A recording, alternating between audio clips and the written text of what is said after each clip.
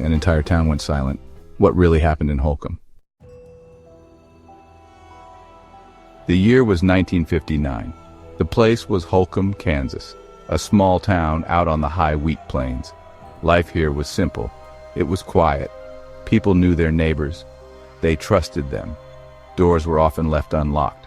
Why wouldn't they be? Nothing bad ever happened in Holcomb.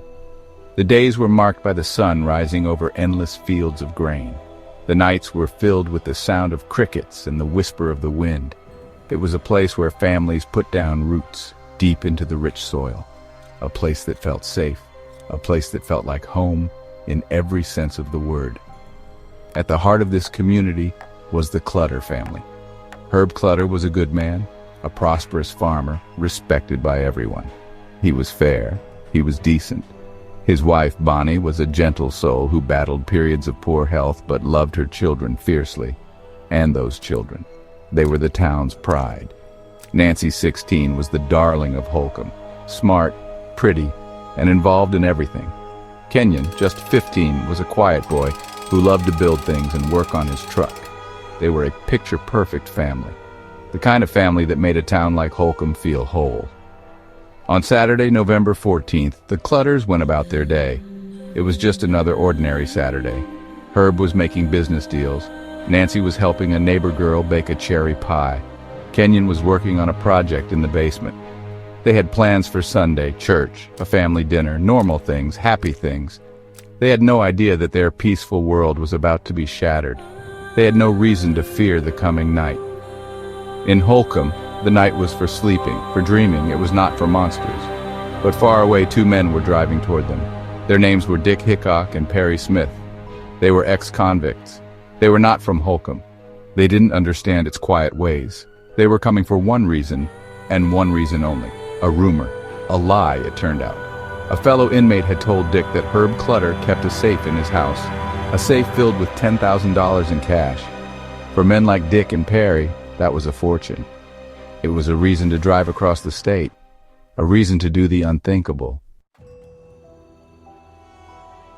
The car carrying Dick and Perry rolled silently through the sleeping Kansas landscape.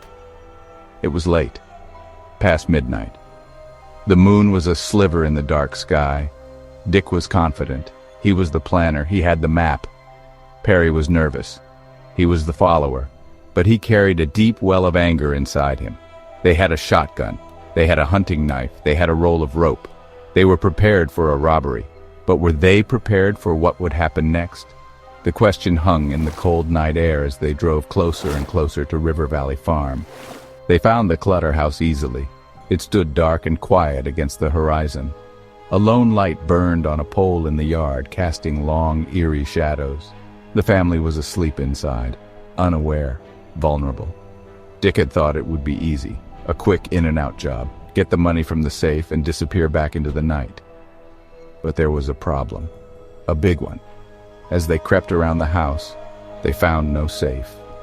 There was no safe. There never had been. The entire reason for their journey was a fantasy, a jailhouse story. Inside the house, the night turned into a nightmare. Dick and Perry woke the family one by one. They tied them up, Herb, Bonnie, Nancy, Kenyon. The men searched the house frantically. They tore through drawers and closets, but they found almost nothing. Less than $50. The frustration grew. The anger mounted. Perry especially felt the rage building. He felt cheated. He felt disrespected. The Clutter family, known for their kindness, could only plead. They had no money to give. They had nothing to offer these violent intruders. What happened next was brutal. It was senseless. With no fortune to be found, the robbery turned to murder. In the cold, dark rooms of the farmhouse, the two men ended 4 innocent lives. They killed Herb Clutter, then Kenyon, then Nancy, and finally, Bonnie.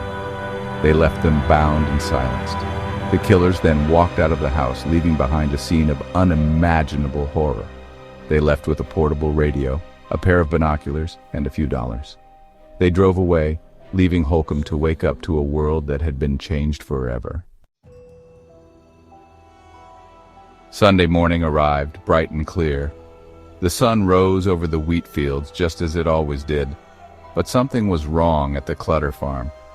Nancy's friends, the Ewalt family, arrived to pick her up for church. The house was quiet, too quiet. When they got no answer at the door, they went for help. What they discovered inside would send a wave of shock and terror through the entire community. The news spread quickly, whispered from neighbor to neighbor. The Clutters, all of them, murdered. It was impossible. It was unbelievable. Fear gripped Holcomb. This wasn't a crime that happened in big cities. This happened here, to their friends, to people they knew and loved. Doors that had never been locked were now bolted shut. Suspicion fell on everyone. People looked at their neighbors with new eyes. Who could have done such a thing? The Kansas Bureau of Investigation, led by a determined agent named Alvin Dewey, arrived to take over the case. They had almost no clues. No fingerprints of value, no murder weapon. Just a bloody footprint and a town paralyzed by fear. The investigation seemed to go nowhere for weeks. Dewey and his team worked tirelessly, following every lead, no matter how small. They interviewed hundreds of people. They chased down rumors. The pressure was immense. The entire state was watching. The break in the case came from where it all began: prison. Floyd Wells, the same inmate who had told Dick Hickock about the non-existent safe, heard about the murders. His conscience got the better of him. He told the prison warden what he knew.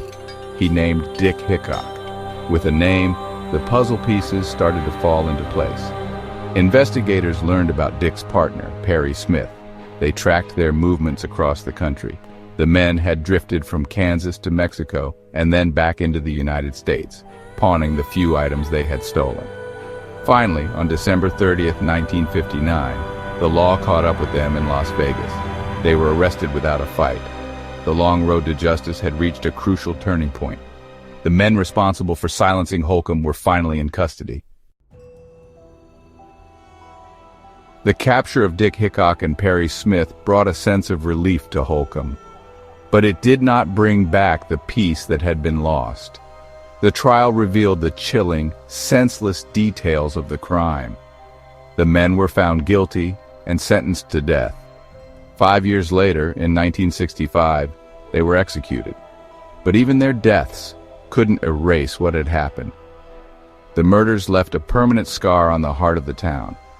The event marked the end of an era of innocence, not just for Holcomb, but for a part of America. The idea that you were safe in your own home, in your own small town, was shattered. The crime also changed something else. It changed the way we tell stories about crime. A writer named Truman Capote traveled to Holcomb with his friend Harper Lee. He interviewed everyone involved, the investigators, the townspeople, and even the killers themselves.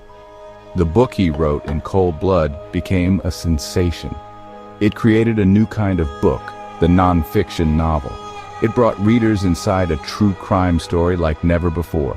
It made the Clutter murders one of the most famous crimes in American history, turning a private tragedy into a public fascination. Today, more than 60 years later, the fields around Holcomb still grow wheat. The wind still blows across the plains, but the town is not the same. It carries the memory of that terrible night. The Clutter family is not forgotten. They are remembered as good people, whose lives were stolen for no reason. The crime showed the world that darkness can find its way into even the most peaceful corners. It proved that evil doesn't need a motive. Sometimes it just is. And that is the question that still haunts us. The one that lingers long after the story is told. It's the question that Alvin Dewey, the lead investigator, asked himself until the day he died. Why? Why the Clutters? Why did two men chasing a baseless rumor commit such a monstrous act? There is no satisfying answer. There is only the chilling silence they left behind in the farmhouse that night. A silence that reminds us that some questions can never truly be answered. Subscribe for more interesting histories.